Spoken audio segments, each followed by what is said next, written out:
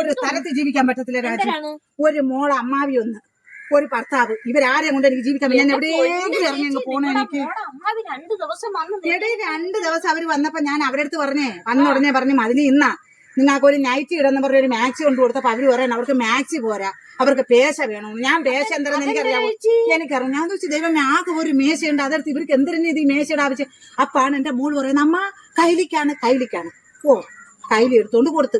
അപ്പോഴും ഞാൻ ഒരു ഗ്ലാസ് ചായ ഇട്ടുകൊണ്ട് വന്ന് കൊടുത്തു. എന്നാ മതിന് നിങ്ങൾ കുടി. അപ്പാണ് പറഞ്ഞത് ഒരു മോള് അമ്മാവിന്റെ അടുത്ത് കുടിയെന്ന് പറഞ്ഞ, കുടിയെന്ന് പറഞ്ഞൂടാ, കുടിക്കണം എന്ന് പറയണം. എന്റെ വായിൽ അങ്ങനെ. ഓ അവർക്കൊക്കെ ഭയങ്കര അവനെ എനിക്ക് അറിഞ്ഞൂടാ. നീ ഇത് കേട്ടോ.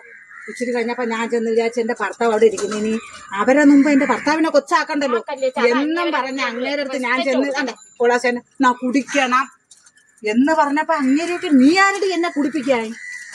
നീ കുടിക്കണം എന്ന് പറയുമ്പോ ഞാൻ കുടിക്കാതിരിക്കുന്ന നീ എന്താണ് ഈ കാണിക്കുന്ന? ഞാൻ പറഞ്ഞു ഇത് എന്തോ എന്തൊരു ചെയ്യുന്നത് കൂടുതൽ എന്നെ കൊണ്ട് വയ്യ രാജി, എനിക്ക് എവിടെയെങ്കിലും ഇറങ്ങിപ്പോണം. ഞാൻ പറഞ്ഞു മര്യാദക്ക് നിന്റെ അമ്മാവിയെ വിളിച്ചോണം, നിന്റെ വീട്ടിൽ കൂടിയുന്നു. നിങ്ങളുടെ അടുത്ത് പെൺപിള്ളെ നിങ്ങളുടെ അടുത്ത് ഞാൻ അന്ന് പറഞ്ഞ ജില്ല വിട്ട് കെട്ടിച്ചു വിടല്ലേ നിങ്ങളുടെ